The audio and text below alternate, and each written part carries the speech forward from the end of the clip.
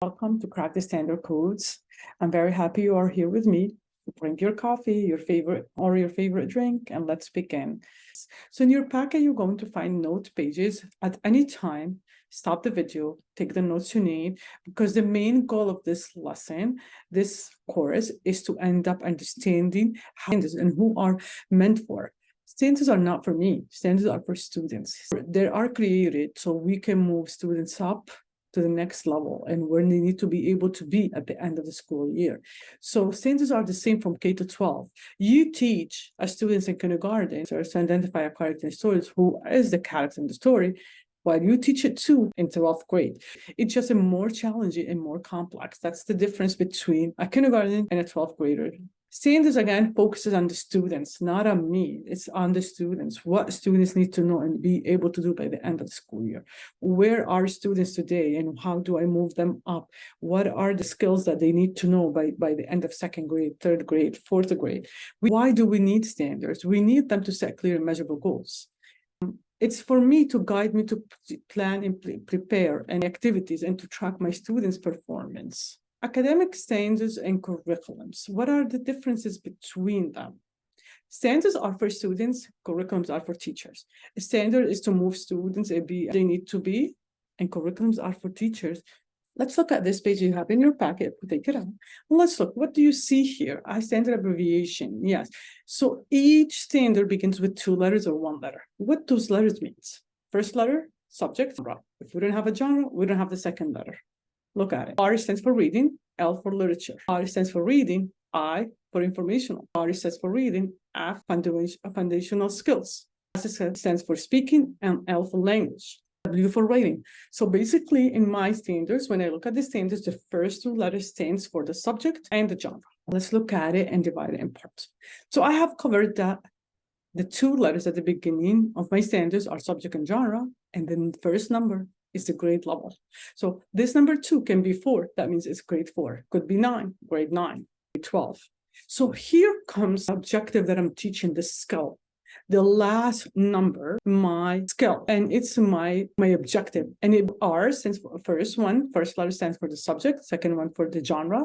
First number is for the grade level, and the second number is for the skill and the objective I'm teaching. Let's go and unpack it now and break it down. How do I plan? I need my standards.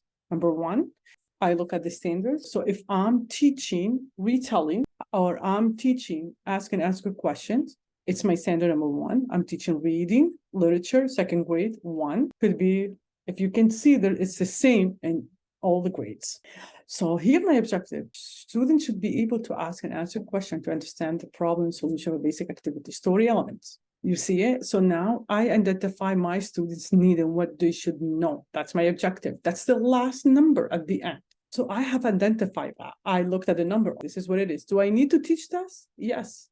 If you have already covered it, no, you move to the next standard.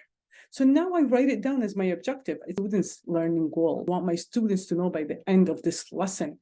So I ask myself, what do my students need to know? Identify character, setting, using the 5 Ws. How I'm going to help my student do this, the activity, how you're going to do it. So it's just identifying what your students will reach at the end of this activity, like your objective. As a teacher, I want my student to be able to read a story, identify 5 Ws. That's what it is. The big idea. What's the big idea? Determine the big idea. It's the aha moments. For example, before we start any lesson, we activate background knowledge of students. If I have already covered settings and characters, students should be able now to understand better problem and solution. So this is where I come and ask them questions. This is where I ask my students to identify the given text, the teacher, what is about, how do you know? Those questions that you list before you start teaching. Prove it with evidence from text. By the end of this lesson, students were able to identify the big idea. Students were able to identify character, setting. So get ready to put it all together. So I have my questions, the video, pause the video, and you can practice on cracking the code of the standards. Yes, R stands for reading, L stands for literature, 2 stands for second grade, and 3 stands for the strand, the skill, the objective that I have to teach. I have my objective, I have my big idea, I have my standards. So now I'm going to gather everything together, and I'm going to start creating my lessons, my assessments, my activities. And I have provided you with everything. I'm going to go. You have these pages, and this is what we're going to use to create your lesson plans. You have activities. I have listed some activities that go with each standards, and I have listed here also objective that you can teach. You could break it down to more than one thing that's on the standard. You need this page, and I'm going to guide you how to start one by one. First, this is my standard, so I'm going to take it. Before, some people may look at the standard and choose a lesson. Some people will have an objective. For example, I can say I want to teach author's purpose and match my objective to it. Or you can just take the standard. This is what I'm teaching. I go through my standards. I see what my students still need. I have checked this. I have assessed them. 75 to 80% have mastered the skill of standard. Now we need to move to the next one. I'm still missing one or two. They take it and then they match an objective to it. You can take it either way. So what I have done here, I have thought of my objective. I want to teach asking and answer question. So I wrote it down. I use this thinking. Think about it, how I'm going to match everything together, how I'm going to list my activity and my assessment. I want you to think of the objective to match the activity, our assessment. This is the pages again. Use them to create your lessons. So as I said, I'm going to be using the standard number 1. My standard for that asking and answer question is reading, literature, 2nd grade. It's the first one in the standards. It's number 1. Now I'm going to do the activities. I model the 5W, I ask questions, then I stop, I start asking them questions, which is we do together, then they do together as with partners. Maybe they can bring their books to their carpet, and they can ask their partners about the book they were reading.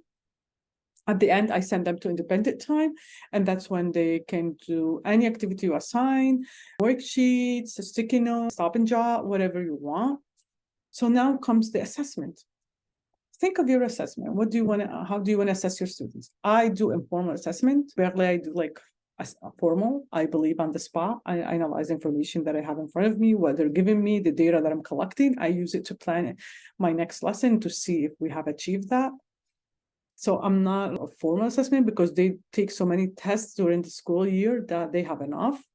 I can collect a lot of data while they're working with their partners on their own, and it's valid. It's there on the spot, and I can evaluate their thinking, and I can see how they're using it, apply the skill. I have given you a lot of forms of informal you can use to collect your data, and all the data that I collect in my binder. It's in my binder. I use it to create lessons, to create my small groups, to create my group strategy groups, to create my guided reading lessons and groups. So this is the data that I collect on the spot when I'm circulating and meeting and conferencing with them one-on-one. This is where I collect all this data. This is what I use for the next lesson. Thank you so much. I hope you have learned how to align your lessons, how to create them. I hope this mini training was helpful and you learned something. And thank you so much.